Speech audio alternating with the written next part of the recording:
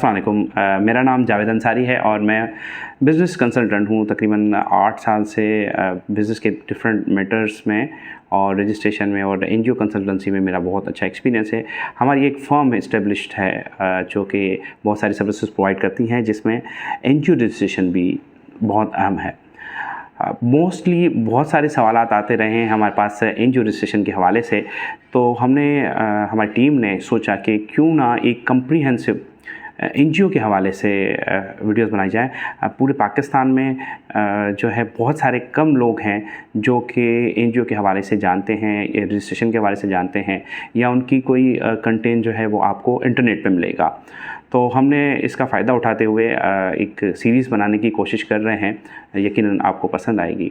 तो एनजीओ की हम जस्ट स्टार्ट लेते हैं। हम कुछ टॉपिक्स हैं जो कि अभी आपके साथ शेयर करेंगे कि हम लोग कौन कौन से टॉपिक पे आपको इन्फॉर्मेशन देने वाले हैं, क्योंकि मैं नहीं समझता कि सिंध के अंदर स्पेशली बहुत कम लोग हैं जो कि इसके हवाले से कोई कंटेंट भी बनाते हैं और आपके साथ कोई इन्फॉर्मेशन भी शेयर करते हैं। तो ये इन्फॉर्मेशन आपके साथ ज़रूर शेयर होनी चाहिए ताकि आपके लिए ईजी हो डिसीजन मेकिंग और काम करना भी ईजी रहे। आज का कंटेंट क्या है, हम स्पेसिफिकली एनजीओ की बात करेंगे। तो सबसे पहले हम आपको बताएंगे कि टाइप्स एनजीओ की आपके पास कितनी हैं, और उसके बाद रजिस्ट्रेशन का प्रोसेस और उसमें टाइम कितना लगता है, रिक्वायरमेंट क्या है, और एनजीओ का एनटीएन कैसे बनता है, एनजीओ का बैंक अकाउंट जो कि बहुत अहम है। बहुत सारी एनजीओ के अकाउंट रजिस्ट्रेशन हो जाती है और उसके बाद लेकिन उनका बैंक अकाउंट नहीं खुलता। नेक्स्ट फेज़ में हम आपके पास आएंगे एनजीओ की कैंसिलेशन कैसे होती है, रिन्यूअल कैसे होता है, री रजिस्ट्रेशन कैसे होती है, और उसके बाद जो अहम बात है जो कि एक्ट 2020 के बाद बहुत सारी तब्दीलियाँ आई हैं, तो चैरिटी कमीशन में रजिस्ट्रेशन कैसी होती है। तो ये कुछ टॉपिक्स हैं जो हम आपके साथ आज की इस वीडियो में शेयर करने वाले हैं। सबसे पहले मैं आपसे टाइप्स की बात करूंगा। तो सबसे पहले मैं आपको 4 टाइप्स बता देता हूँ। उसके अलावा भी बहुत सारे छोटे लेवल पे एनजीओ रजिस्टर होते हैं, लेकिन वो कंसीडर नहीं है या हमारी इन्फॉर्मेशन में नहीं है या फिर एक्टिव नहीं है। इसको सर अभी आप समझिएगा कि 4 टाइप्स होती हैं, जिसमें पहली टाइप को सोशल वेलफेयर ऑर्गेनाइजेशन कहेंगे, जिसका एक्ट 1961 है। दूसरा जो है सोसाइटी एक्ट है जो 1860 है। तीसरा ट्रस्ट एक्ट है जो कि पहले होता था 1882, और अभी करंटली जो है वो 2020 एक्ट ट्रस्ट का आ चुका है। अच्छा, उसके बाद एससीसीपी में रजिस्ट्रेशन होती है जिसको एनपीओ कहते हैं। एनजीओ और एनपीओ दोनों में मामूली सा डिफरेंस है, लेकिन जो एससीसीपी में रजिस्ट्रेशन होती है 2017 एक्ट के तहत सेक्शन 42 के तहत उसको एनपीओ कहा जाता है। तो ये अभी हमने आपको कुछ टाइप्स बता दी। सबसे पहले हम शुरुआत करते हैं सोशल वेलफेयर ऑर्गेनाइजेशन की रजिस्ट्रेशन कैसे होती है, उसका प्रोसेस क्या है। तो सबसे पहले उसके लिए रिक्वायरमेंट जो होती है वो 10 से 15 मेंबरान होते हैं, और 10 से 15 मेंबरान की सीनाइसिस चाहिए होते हैं। सबसे पहले नेम अप्रूवल के लिए एक फॉर्मल एप्लीकेशन ड्राफ्ट करके विद मिनट्स ऑफ मीटिंग बनाकर बॉडीज़ के वो हम एप्लीकेशन सबमिट करते हैं। उसके बाद नेम अप्रूवल आ जाता है विदिन 3 डेज़। जब आपका नेम अप्रूवल आ जाता है देन आपको फॉर्मली उसके डॉक्यूमेंट बनते हैं। वो डॉक्यूमेंट 8 सेट होते हैं, वो सेट अप्रूव होते हैं पहले। उसके बाद फिर ऑफिशियल्स उनको भेज देते हैं अपने कंसर्न डिपार्टमेंट। जैसे ही कंसर्न डिपार्टमेंट के पास जाता है तो आपका ऑफिस विज़िट होता है। अब आपका सवाल ये होता है कि तो हमारे पास कोई ऑफिस नहीं है तो हम किस तरह चलें। ये मोस्टली घर से ही स्टार्ट होता है। आपको दूसरा सवाल का जवाब जो मेरे पास अक्सर पूछते हैं लोग, मैं उसका जवाब भी दे देता हूँ। क्या हम अपार्टमेंट से कर सकते हैं रजिस्ट्रेशन अपनी? बिल्कुल कर सकते हैं, उसके अंदर कोई मसले वाली बात नहीं है। उनकी कोई मेजर रिक्वायरमेंट्स होती हैं कि आपके पास एक्सपेंसेस का एक बुक मेंटेन हो, डोनेशन का एक बुक मेंटेन हो, आपका बैनर लगा होना चाहिए बाहर, ये कुछ रिक्वायरमेट हैं। आपका ऑफिस एनवायरनमेंट होना चाहिए। तो ये जब आप रिक्वायरमेंट मीट करते हैं तो आपको एनओसी इशू हो जाती है डिपार्टमेंट से। जैसे एनओसी इशू हो जाती है तो आपके डॉक्यूमेंट अब फुली वैलिड हैं, और उसके बाद ये वैलिड डॉक्यूमेंट जो हैं वो चले जाते हैं होम डिपार्टमेंट, जो पुलिस डिपार्टमेंट जिसे कहते हैं हरफ आम में। वो जहाँ पर पहुँचने के बाद वो डिपार्टमेंट को कुछ क्यूरीज़ होती हैं जो कि रिज़ॉल्व करनी होती हैं इन मेम्बरान के हवाले से, एनजीओ की हवाले से। तो वो 8 डिपार्टमेंट को आपकी क्यूरीज़ भेज देते हैं डिस्ट्रिक्ट वाइज। मसलन के तौर पर आपकी ऑफिस अगर ईस्ट में है तो कंसर्न डिपार्टमेंट आप में जो डिस्ट्रिक्ट ऑफिस होगा वो असाइन करेगा लॉ इन्फोर्समेंट एजेंसीज़ को कि कौन कौन से आपको चीज़ें मुकम्मल करनी हैं। अब वो कौन से डिपार्टमेंट होते हैं मैं आपको बता देता हूँ। एक जो है CTD है, स्पेशल ब्रांच है, ISI है, MI है, सिंध रेंजर्स है और स्पेशल ब्रांच है। देन आपका जो है वो आपकी लोकल पुलिस है।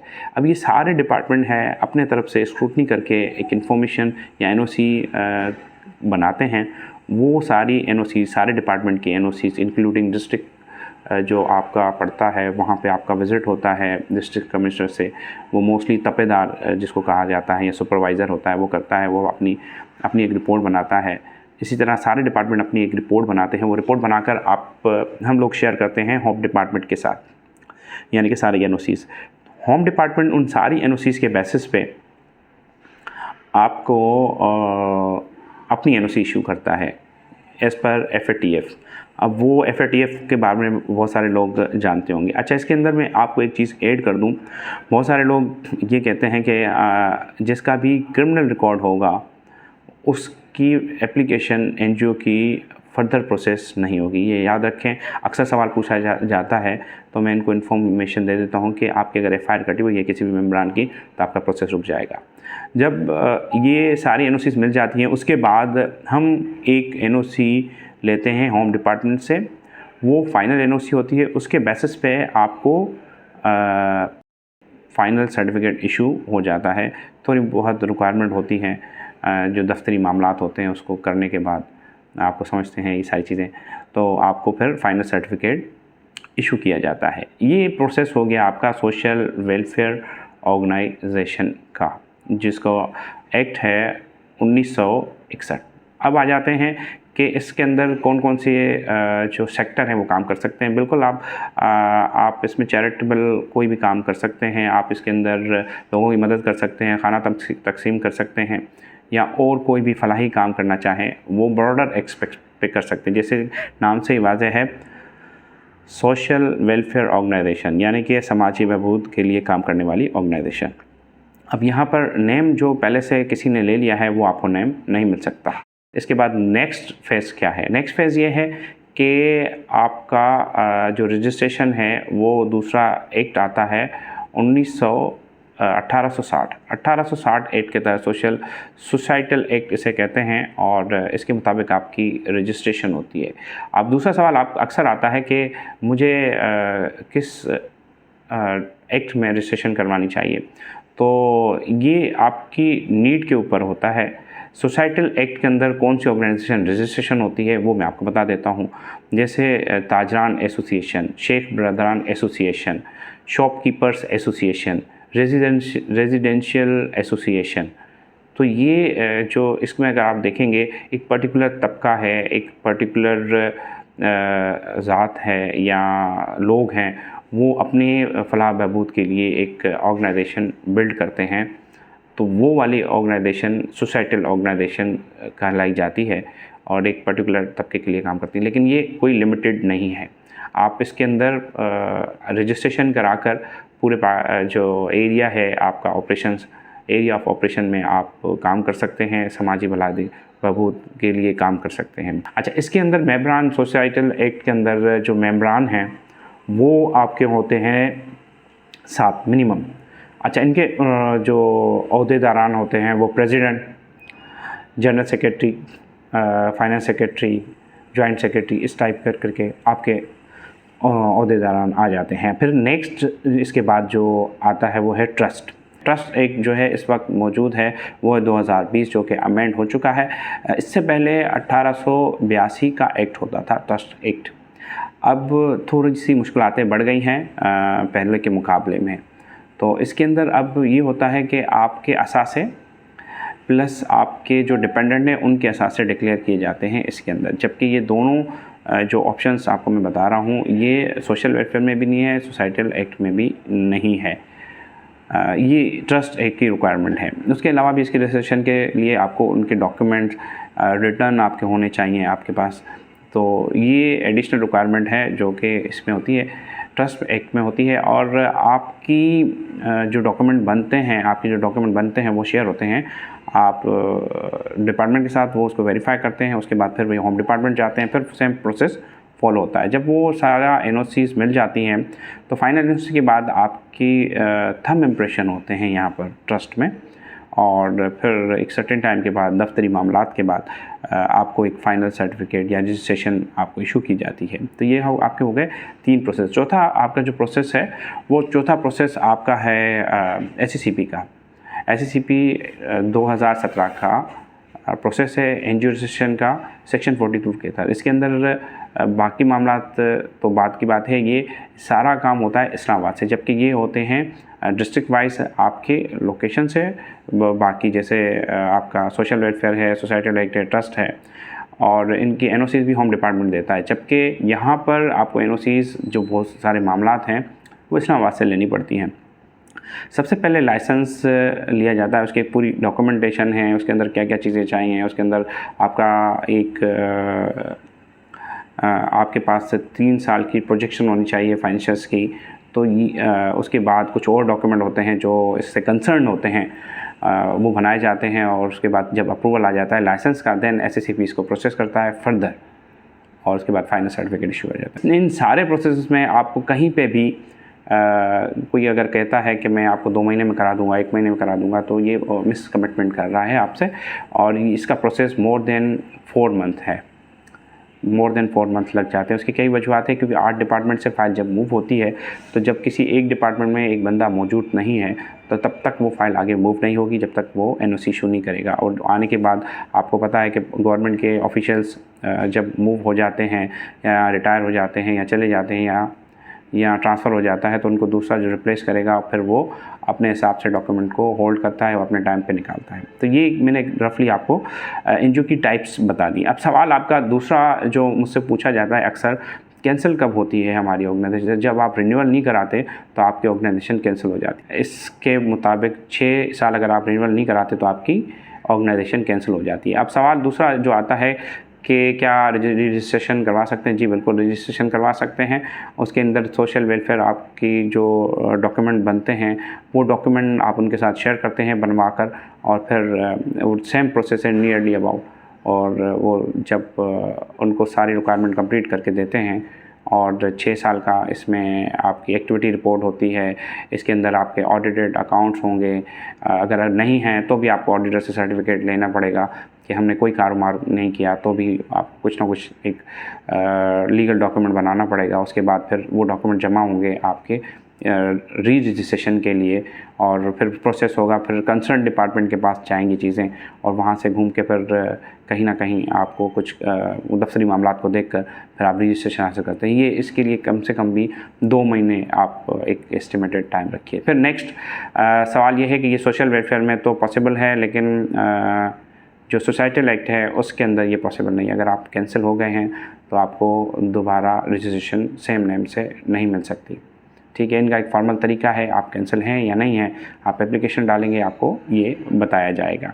नेक्स्ट फेज़ में आपको हम बताएंगे कि ये हो गए रजिस्ट्रेशन के बाद एक नया जो नई चीज़ तो नहीं है, लेकिन एक चीज़ और भी बनानी होती है रजिस्ट्रेशन के बाद, जैसे वो है एनटीएन। एनटीएन आपका तब बनता है, बहुत से सवाल ये करते हैं कि एनजीओ को एनटीएन की ज़रूरत क्या है, जबकि वो नॉन फॉर प्रॉफिट ऑर्गेनाइजेशन है, वो तो कोई बिज़नेस नहीं करती। ऐसा नहीं है, बहुत सारे ऐसे मामलात हैं, कानून के मुताबिक आपको हर एंटिटी को अपना एक सेपरेट एनटीएन बनाना पड़ता है। एनजीओ का एनटीएन तभी बनता है जब आपके सारे मेंबरान के एनटीएन बन चुके होते हैं। जब सारे मेंबरान के एनटीएन बनेंगे उसके बाद वो लिंक किए जाते हैं आपके एनजीओ के एनटीएन से, तभी जाकर ये बनता है। ये ऑनलाइन प्रोसेस नहीं है, इसके लिए आपको सारे डॉक्यूमेंट के साथ और अथॉरिटी लेटर के साथ प्रेजेंट होना पड़ता है एफबीआर में, और वहाँ पर ये प्रोसेस करवाना होता है और अप्रूवल लेना होता है। आप बाकी तो मामला समझते हैं। जैसे आपका एनटीएन बन जाता है, आपके डॉक्यूमेंट मुकम्मल हो जाते हैं, अब आप एक लीगल एंटिटी बन चुके हैं, एक रजिस्टर्ड ऑर्गेनाइजेशंस है। अब नेक्स्ट फेज़ होता है जो अक्सर सवाल किया जाता है, क्या एनजीओ के अकाउंट पे कोई पाबंदी है? नहीं, ऐसी कोई पाबंदी नहीं है। अभी हम आपको बताएंगे कि एनजीओ के अकाउंट ओपन क्यों नहीं होते। एनजीओ के अकाउंट ना ओपन होना या देर से लगना, उसकी वजूहत ये होती है कि उसके सारे मेंबरान और इसकी सारी डॉक्यूमेंटेशन बनाना बहुत मुश्किल काम होता है। 1 से 2 महीने तो कहीं भी नहीं गए। तो जो बड़े बैंक्स होते हैं वो बहुत सी मसरूफ़ होते हैं, वो एंटरटेन नहीं कर पाते। छोटे बैंक आपकी हेल्प करते हैं एनजीओ अकाउंट ओपनिंग में। तो उसके लिए भी आपकी रिक्वायरमेंट बहुत बड़ी होती है, सारे डॉक्यूमेंट हों तभी जाकर आप इसको प्रोसेस कर सकते हैं। अब जैसे ही आपकी ऑर्गेनाइजेशन इस्टेब्लिश हो जाए, आप उसी वक्त ही एनजीओ का अकाउंट ओपन करवाने के लिए एफ़र्ट शुरू कर दीजिए।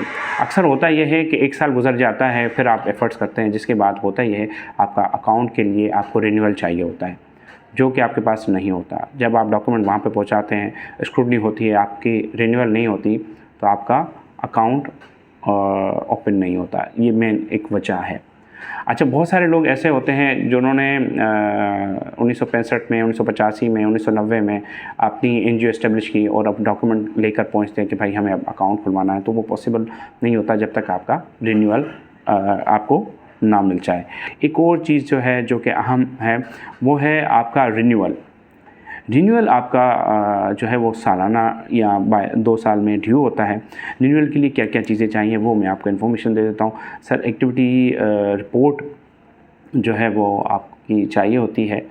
एक्टिविटी रिपोर्ट कि आपने पूरे साल के अंदर क्या किया है, ऑडिटेड अकाउंट्स और इलेक्शन और मिनट्स ऑफ द मीटिंग जिसमें इलेक्शन हुए, नई बॉडी सेलेक्ट हुई है, और उसके बाद कुछ गवर्नमेंट की फ़ीस होती है, कुछ दफ्तरी मामलात होते हैं। उसके बाद ही फिर आपको एक रिन्यूअल सर्टिफिकेट इशू किया जाता है। अच्छा, बहुत सारे लोग ये समझते हैं उन्होंने फ़ीस पे कर दी है तो इसका मकसद है वो रिन्यूअल हो गया। नहीं, बाकायदा आपको रिन्यूअल का सर्टिफिकेट इशू होता है। वो रिन्यूअल का सर्टिफिकेट पे ऊपर लिखा होता है रिन्यूअल, वो आपको लेना होता है, तभी ही आप समझें कि आपकी रिन्यूअल का प्रोसेस कंप्लीट हो चुका है। अच्छा, ये मैंने आपको सारे एनजीओ के टाइप्स और रजिस्ट्रेशन ये सारी चीज़ें बता दी। एनजीओ के इसके अलावा कौन सी चीज़ें हैं जो रिक्वायर्ड होती हैं? देखें, इसके बाद टैक्स एग्जम्पशन सर्टिफिकेट है, वो एनजीओ को चाहिए होता है, जो बहुत सारे लोग नहीं लेते, और जो चंद लोग होते हैं वो इस पे काम करते हैं। उसके अलावा आपको AED इकोनॉमिक अफेयर डिवीज़न से अप्रूवल लेना होता है फॉरेन फंडिंग के लिए। और दूसरा जो है वो है पाकिस्तान सेंटर ऑफ फिलैंथ्रोपी। ये वो सर्टिफिकेशंस हैं जो कि आपके एनजीओ को सबसे ऊपर ले आती है। ये बहुत कम लोग जो है इन मामलात को जानते हैं और समझते हैं।